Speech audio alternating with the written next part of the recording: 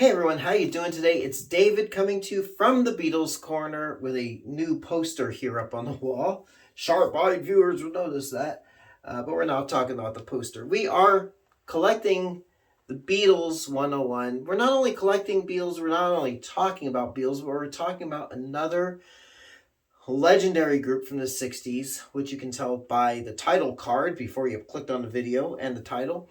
We're talking about the Beach Boys and how really there is a period of time where the Beatles and the Beach Boys really brought out the best in each other. And it is really a legendary subject, talking about the Pet Sounds and Rubber Soul connection and what could have happened if Brian Wilson was a little bit more sound of mind. And it's not his fault by any means that Brian Wilson has mental issues, emotional issues, and they're lifelong, still to this day, going through issues. But we're not going to talk about mental illness. We're going to talk about the music. So I want to go back to 1965. And the Beach Boys, one of the biggest musical acts, not only of the 60s, but probably of that was born and bred from the United States of America. And just like the Beatles, we really, going through the Beach Boy discography, we see this progression of, as Brian Wilson grew as a writer, producer, an artist, the band was really shifting kind of away from the girls, cars, surf type of genre, and really blossoming as a musical act. I'm just going to say the Beach Boys in general, but Brian Wilson was the main force behind that. So once he stopped touring, we started getting albums in 1965, such as the Beach Boys Today, really good, solid album. And the music, the writing on, starting really with this album, I think the All Summer Long album, we're starting to see little glimmers of it, but really with the Beach Boys Today, we're getting songs like Dance, Dance, Dance, Please Let Me Wonder, I'm So Young, She Knows Me So Well, and Help Me Rhonda. Did I mention that? The first original version of Help Me Rhonda, because there's two versions, one on this album and one on the follow-up album over here, which was the next album, Summer Days and Summer Nights. Another really good, solid album. We get songs like Then I Kissed Her, which was a cover, Girl Don't Tell Me, Help Me Rhonda, the redone single version, and of course the legendary California Girls, an anthem not just to, the sun and surf, but to California girls. And being married to a California girl, I can tell you, there ain't no girls like California girls, and that's a good thing. But, one of the issues, I'm just going to point out, get this one again. One of the issues with these albums is that you've got, and I think it was also on the All Summer Long album, like this filler track towards the end. So on Today, you had Bull Session with the Big Daddy. Why not? Why? It's all it is like kind of a mini interview type of deal. And then and then this little ditty, second to last song on the album, I'm Bugged At My Old Man, which is a jab at Murray Wilson. But why put those songs or tracks on these albums? So something happened really on the next Beach Boys album, and I'm getting to the subject of this video, don't worry, which is Beach Boys Party, which really, I would say, is one of the first concept albums out there. It is a album recorded as if it was a party, but, sounds were overdubbed and whatnot. We have a couple of Beatles songs on this album that they do. They did I Should Have Known Better, You've Got to Hide Your Love Away, plus a bunch, I think all of them, except for a medley of I Get Around and Little Deuce Coupe, were all covers. So interesting package there. But this really kind of broke the band in popularity in Great Britain. Again, a lot of these Beach Boys albums, once they started getting past the formula stuff, were not really commercial successes here in the States, but a good, really fun little party album. You put this on and you feel like you can just join in and sing along. Now,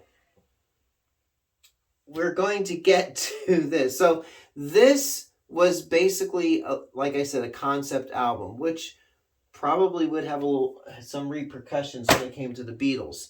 Now, December of 1965. So Beach Boys Party was released November 8th of 65. Summer Days and Summer Nights was released in July of 65. Beatles famously were still touring in 1965. In fact, July of 65, they would have been in probably New York at Shea Stadium. But now, so what I'm getting at is the Beatles could have easily picked up or had picked up some of the, these Beach Boy albums and really dug the tone and the flavor of them. And we know, a lot of famous stuff going on here. The White Album, Back in USSR, a good little tribute riff to the Beach Boys sound. Now we come up to the next album in the Beach Boys discography was Pet Sounds. Probably, arguably, one of the best Beach Boys albums out there. Some may think and say and comment it's overrated, what's spectacular about it. But really a real introspective album. Not a commercial success here in the States, because you hear Beach Boys and it's like, oh, sun, surf, cars. Not, You Still Believe in Me, and That's Not Me. Don't Talk, Put Your Head on My Shoulder. Caroline, No. A little instrumental called Pet Sounds. I Just Wasn't Made for These Times. And yeah, we had singles on here. Wouldn't It Be Nice? Sloop John B. God Only Knows. And the aforementioned Caroline, No. But just a really landmark album. A turning point. So how did this come about? Well, reportedly, Brian Wilson listened to Rubber Soul. I have mentioned this on previous videos, and I'm going to say that unequivocally, Brian Wilson listened to this version of Rubber Soul, which would be the Capitol Records United States version. It is got this folksy sound overall to it. In fact, when it prompted me to do this video, recently on Disney Plus, my wife and I watched a little documentary about the Beach Boys. I wish the producers of that documentary did it as a series, because it's a documentary very heavy from the inception and background of how the band came about to the Pet Sounds era, the aborted Smile, and then follow up with Smiley Smile, and then kind of rush through to,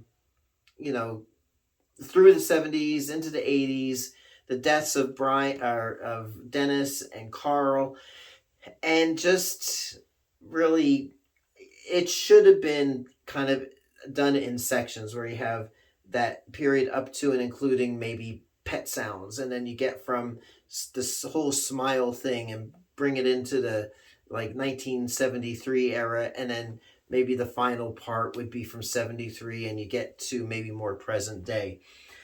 Just really glossed over a lot of stuff post 67. But there you go. But they did acknowledge the Beatles connection on that documentary. So if let's say Brian, well, first off, they show that it's the American version of Rubber Soul in this documentary, and this documentary seems to have been sanctioned by the Beach Boys. So I'm thinking that's what Brian would have said. Hey, it was the American U.S. version of Rubber Soul. I couldn't get a copy in the States at that time of the British version. But if let's say he had the British version, in my brain, if he's hearing a song called Drive My Car, would that have been an inspiration for him to do more of a concept album with a folksy feel to it? I think not. Songs like In My Life is introspective. A song like I'm Looking Through You is introspective. Girl, is there anybody going to listen to the story of the girl who came to stay? Norwegian Wood, The Word about love. These were songs, and I've Just Seen a Face, and It's Only Love, songs that are introspective songs. So listening to the American version of Rubber Soul, and folks who don't live in the States or maybe only know the catalog post mid 80s when it was all standardized up to the present might poo-poo this, but this is my feeling and theory, and I've always felt that, because when I was a kid and I'd read about this stuff, it's like, oh yeah, that makes sense. Yeah, it's a folksy sounding, for the most part, album. So inspiring Pet Sounds, which then, Paul McCartney especially listens to Pet Sounds, and it's like, hey, I've got to do something that's going to top that. This is really introspective stuff, and I like that, and blah, blah, blah, blah. And then, not that it inspired Revolver, because there's some hints, those real rich harmonies on some of the songs on Revolver. And Revolver, like I said, especially the Paul songs, had some more introspective type of songs. For No One, Here, There, and Everywhere come to mind. Maybe a couple of others. But, once we get to Sgt. Pepper was famously inspired by Pet Sounds.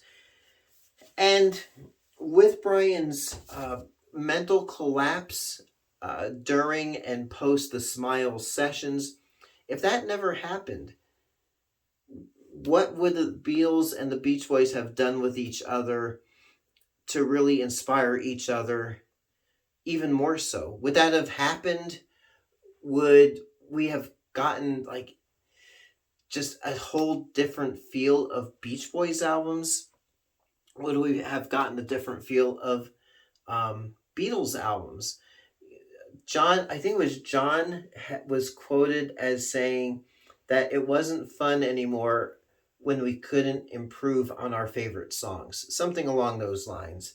And that's what the Beatles really did. They took their favorite songs and wanted to improve on them. So if Pet Sounds was a favorite album of Paul's and had influenced him, even post Sgt. Pepper, like I said, Back in USSR has that Beach Boys sound, and there's little snippets. You can get little hints and snippets of Pet Sounds in so much of Paul's music.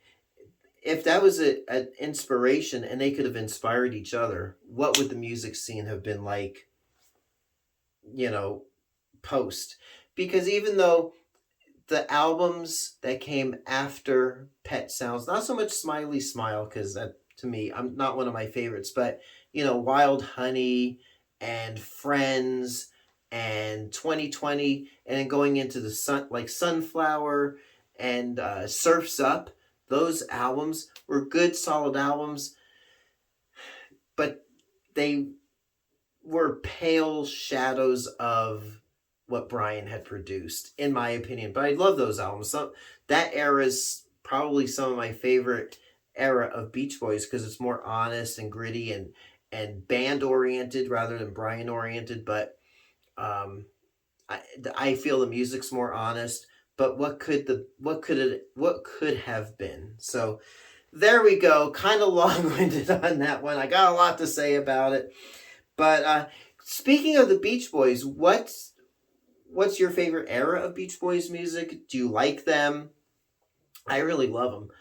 And their harmonies rivaled when you get family together to sing together and those voices just lock in. There's nothing more than that I appreciate.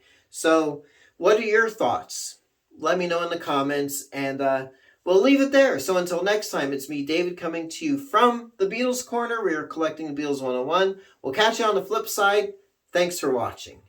Hey everyone, if you like what you see, please like and subscribe so you can be notified of future videos as they drop. Thanks for watching.